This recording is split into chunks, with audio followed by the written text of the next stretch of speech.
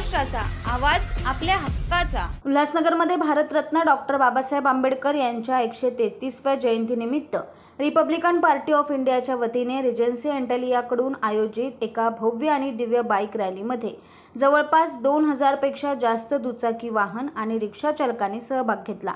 हा उत्साहवर्धक कार्यक्रम शनिवारी आयोजित करण्यात आला होता। रिपब्लिकन पार्टी ऑफ इंडियाचे शहराध्यक्ष तसेच माजी उपमहापौर भगवान भालेराव व युवा अध्यक्ष कमल उज्जैनवाल यांच्या मार्गदर्शनाखाली ही बाईक रॅली काढण्यात आली आणि त्यात शहरातील अनेक नागरिकांनी सहभाग घेतला होता। रॅली रिजन्सी एंटेलियाकडून सुरुवात होऊन चोपडा कोर्टात समाप्त झाली। यावेळी पक्षातील पदाधिकारी व भीमसैनिक मोठ्या संख्येने उपस्थित होते। लोकसभेची निवडणूक आहे आणि बाबासाहेबांच्या संविधानाला प्रत्येक स्तरातून वेगळं बोललं जाते। कोणी संविधान बदलेल, कोणी काय करेल, अशा याच्यामध्ये आम्ही रिपब्लिकन पक्षाने संविधान बचावासाठी आणि शांततेसाठी ही बाबासाहेबांना जी जयंती आहे आणि ती उल्हासात साजरी करावी। एक दिवस अगोदर याच्यासाठी साजरी करावी की उद्या आज रात्रीपासून सातत्याने आम्ही रॅली काढल्यापासून उद्या रात्रीपर्यंत लोक जल्लोषात पूर्ण शहरामध्ये बाबासाहेब नुसते उल्हासनगर नाही हो, पूर्ण जगामध्ये बाबासाहेबांची जयंती साजरी होणार आहे। त्यासाठी आम्ही एक संदेश देण्याचा, एक तरुणांनी एक संदेश देण्याचा, काय लोक आमच्याकडे बघले जाते बाबासाहेबांची जयंती करतात, बाबासाहेबांची रॅली काढतात आणि दारू पितात।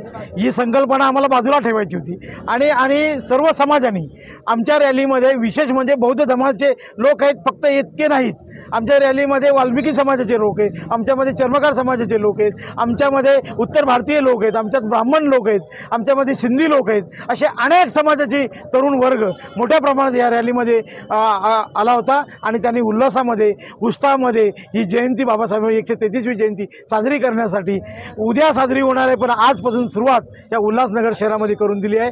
त्यामुळे सर्व उल्हासनगर नागरिकांना भगवान भालेराव रिपब्लिकन पक्षाच्या वतीने बाबासाहेबांच्या जयंतीनिमित्त हार्दिक शुभेच्छा व्यक्त करतो सर।